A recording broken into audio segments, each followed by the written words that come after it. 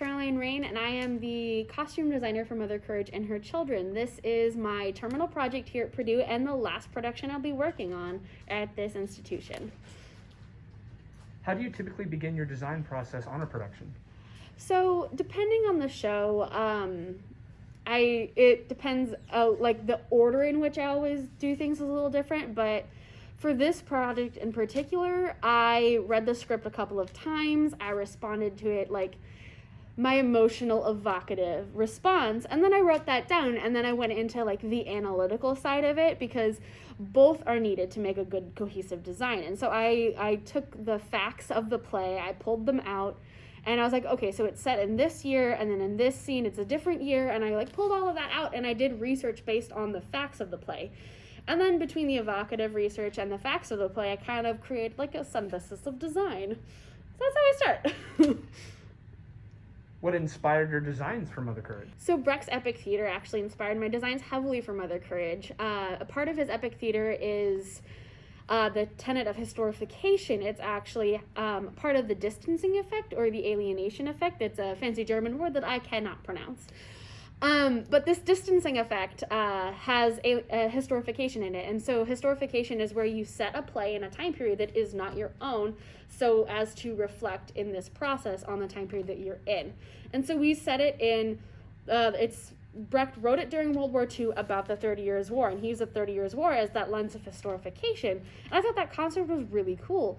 And so I put forward the idea of like, let's do the same thing and let's set it in World War II as well as the 30 Years' War. And then we kind of twisted historification a little bit and kind of made it modern as well.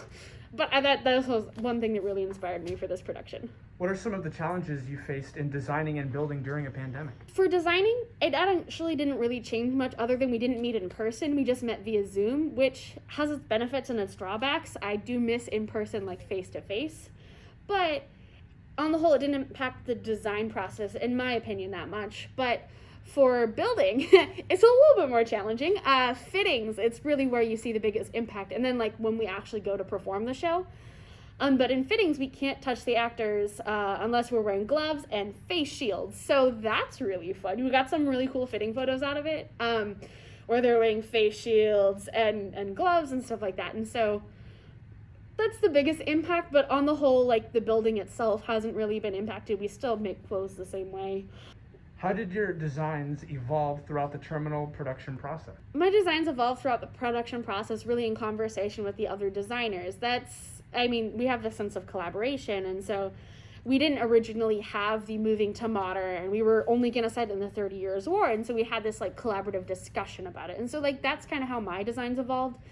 And like the color palette, I was talking, Baxter had this really great bright light images at the end, and that's not necessarily where I was not originally going with it. But then I chose to like kind of go into that, and so you can kind of see with the end of the show, I go into brighter colors. And so, but that was influenced by lighting design. And so it's really all about conversations and collaboration. That's how it changes. Which specific design or construction was most challenging and why? We haven't made everything yet, so I don't know. Maybe the overalls. I think we have a picture of them right there. Catherine's overalls might be the most challenging, just because we're making overalls from scratch, which is really cool. She looks really great in her first fitting. We have some fitting photos from that, and I'm going to show them to the director later today, like in a half hour. So she'll be excited to see them. I just dyed the fabric darker blue. It'll be good. I guess that maybe is the most challenging. Fabric arrived in a color I wasn't expecting, because when you buy fabric online, sometimes you get different things. But other than that, I think the overalls will be the most complicated thing in the show, and I think they're actually really fun and they're not super hard. So I'm not too worried about it. What do you hope audiences understand about the world of the play through your designs? That they're migrant people and that they don't have an easy life. And so we're going to show that through distressing the clothes and like making them muddy on the hems. So we're just going to add acrylic paint, honestly, I'm not going to lie. Acrylic paint, or we're going to dye the hems of the fabric like a darker color, let it kind of ombre trickle up like there's dirt on it. Which style from the various time periods that are explored in this production do you think should make a comeback today? Well, overalls are already making a comeback, so problem solved there. Because I think overalls are awesome.